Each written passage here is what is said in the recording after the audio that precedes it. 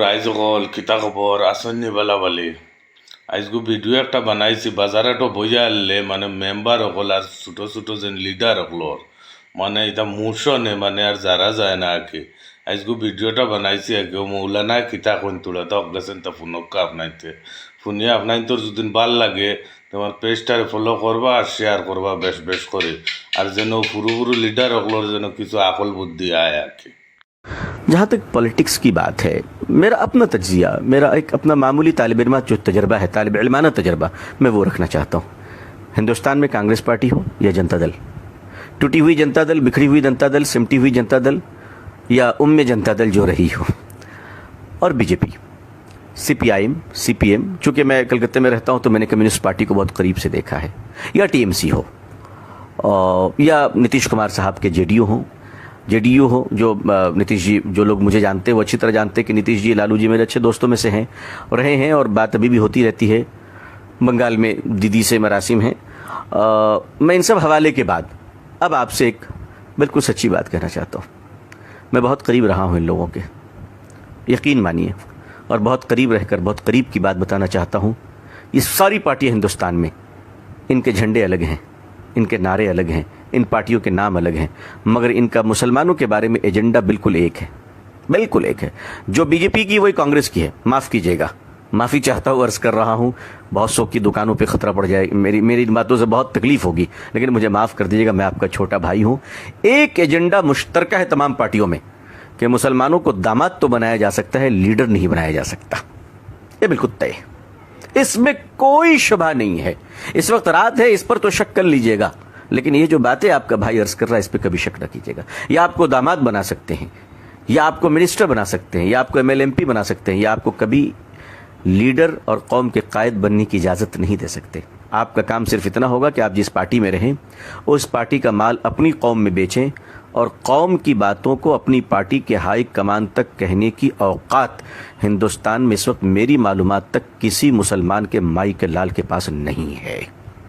ये बिल्कुल जिम्मेदारी के साथ अर्ज कर रहा हूँ। दूसरा काम मुस्लिम लीडरों का ये होता है कि साल में इफ्तार पार्टी के नाम पर जो भूखे प्यासे रोजेदार रहें, वो आने वाले जो रकाबी पकड़े हुए फ़कीरों की तरह लाइन में खड़े होते हैं, जो बाप के जनाजे में टोपी नहीं पहनते, इफ्तार में टोपी पहन लिया करते हैं।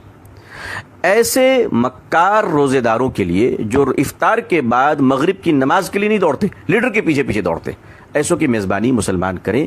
ये पॉलिटिक्स का तर्जमा मुसलमानों के लिए रह गया है। आपके हमारे लिए एजेंडे अलग होते हैं, काम तो दूसरों के लिए होता है, लेकिन अब हम करें क्या? ये तो प्रॉब्लम्स है, हमें करना क्या है? देखिए, मेरा ख्याल ये है कि हम थोड़ा संजीदा हो जाएं, बोलने से ज़्यादा हम खामोश रहना सीख लें।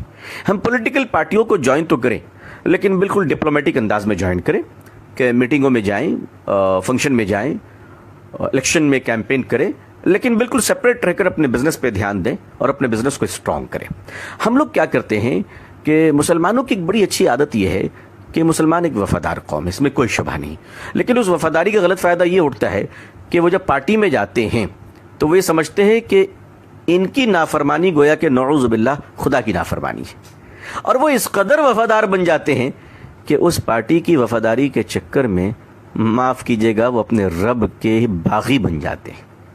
वो अल्लाह और अल्लाह के नबी सल्लल्लाहु अलैहि वसल्लम की इताअत से कभी कभी बहुत दूर चले जाते हैं। ये बड़ा नुकसानदेह है।